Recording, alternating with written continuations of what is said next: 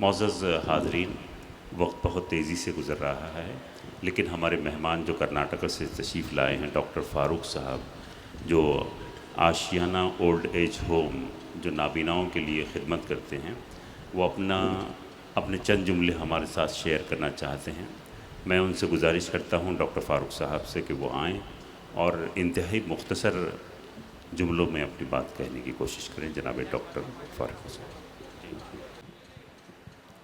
जनाब सदर साहब, डायस पे बैठे हुए मेहमान खुसूसी, मेरे प्यारे बहनों और भाइयों, अस्सलामु अलैकुम व रहमतुल्लाहि व बरकातहू। मैं बेंगलोर का रहने वाला हूँ, तो मेरा बैकग्राउंड है ना, हम भी एक अखबार चलाते थे डेली सुल्तान के नाम से बेंगलोर में, कर्नाटका में, और अंग्रेज़ी में इवनिंगर वगैरह।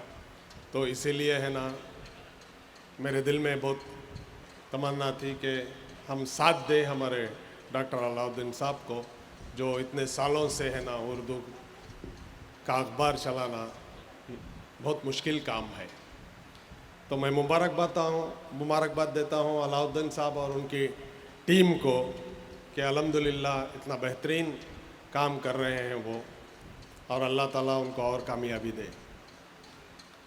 आज वुमेंस डे है, तो सारी दुनिया में वुमेंस डे मनाया जा रहा है, और हमारे बेंगलुरु में भी हमारे एक छोटा सा इदारा चलता है, अल-अमान एजुकेशनल एंड वेलफेयर ट्रस्ट के नाम से, जो 25 साल पहले हमने उसको शुरू किया था। मैं उसका फाउंडर चेयरमैन हूँ, जिसमें हम लोग है ना ओल्ड एज होम चलाते हैं 11 साल से।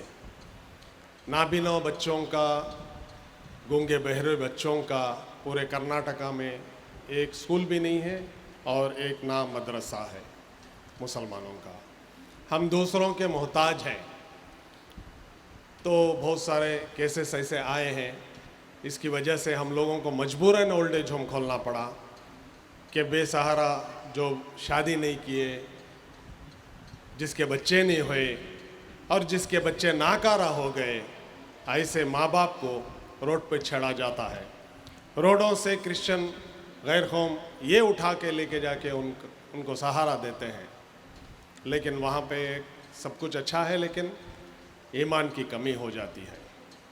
उनके हिसाब से उनको पाला जाता है, ना नमाज, ना कुरान, ना रोज़ा, और इंतकाल होए तो जलाया जाता है। ये देखते हुए बहुत सारे अच्छे ख़ानदानों के घरों वाले बुज़ुर्ग, उनका केस आया तो हम लोग ने उसे शुरू किया।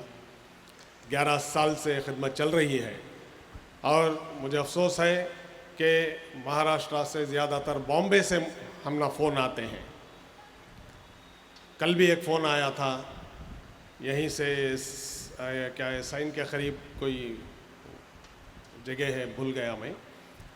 तो बच्चे हैं, लेकिन इतना सताते हैं। जब तक वो बाप कमाता था उसकी इज़्ज़त थी, आज वो बूढ़ा हो गया है, उसके हाथ पैर ताकत नहीं है, तो उसको है ना घर के बाहर निकाल दिया गया।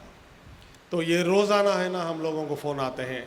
ये शहर में ऐसे मजबूर लोग हैं, बेंगलुरु में है ना हम लोगों को कॉल आता है।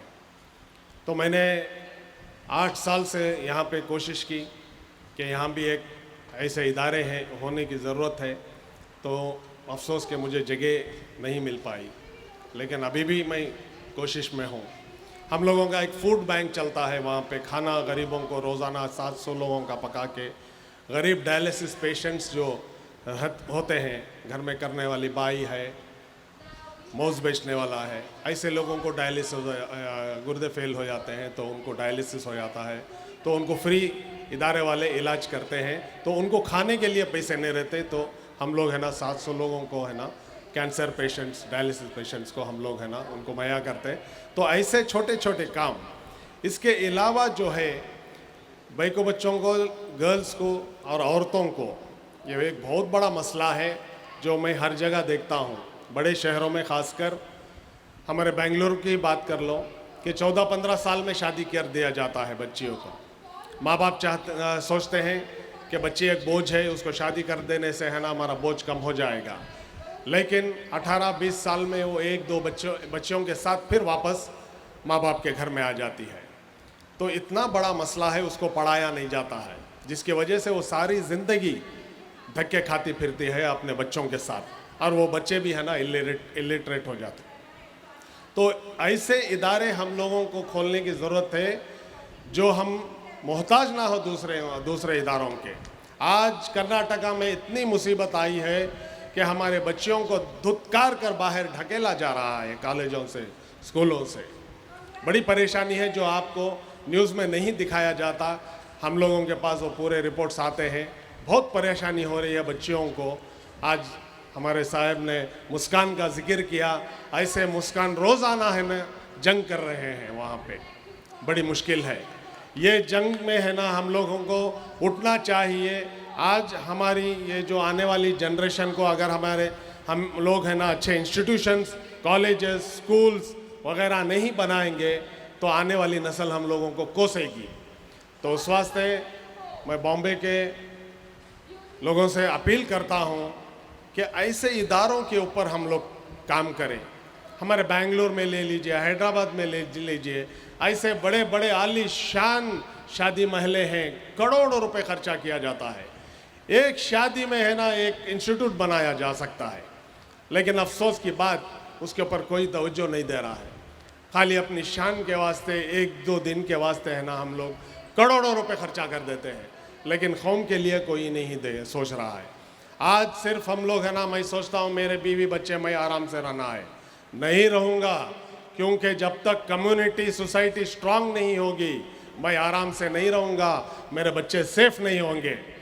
जब तक कम्युनिटी स्ट्रांग नहीं होगी हम लोग है ना जीना बहुत मुश्किल है। तो उस वास्ते आने वाली जनरेशन को हम लोग है ना मजबूत करने के लिए आज हम लोग है ना इंस्टीट्यूशंस कायम करना चाहिए, प्रॉपर इंस्टीट्यूशंस होना चाहिए हमारे बच्चों को, वरना है ना हर स्टेट में धक्के मार के निकाला जाएगा। जो बच्चे साथ में पढ़ते थे, साथ में एक बेंच में बैठ के पढ़ते थे, आज आपस में है ना इख्तिलाफ आते हैं, उनको पढ़ने की बजाय एक दूसरे को किस तरह से तकलीफ दे वो सोचते बैठते हैं। तो इस वास्ते मैं गुजारिश करूंगा आप लोगों से, जो बड़े लोगों से, कि इस तरह से इंस्टीट्यूशन के ऊपर तवज्जो दें और आने वाले नस्ल को है ना ये इसके ऊपर मजबूत बनाए उन लोगों को। जज़ाकल्लाह, अस्सलाम वालेकुम।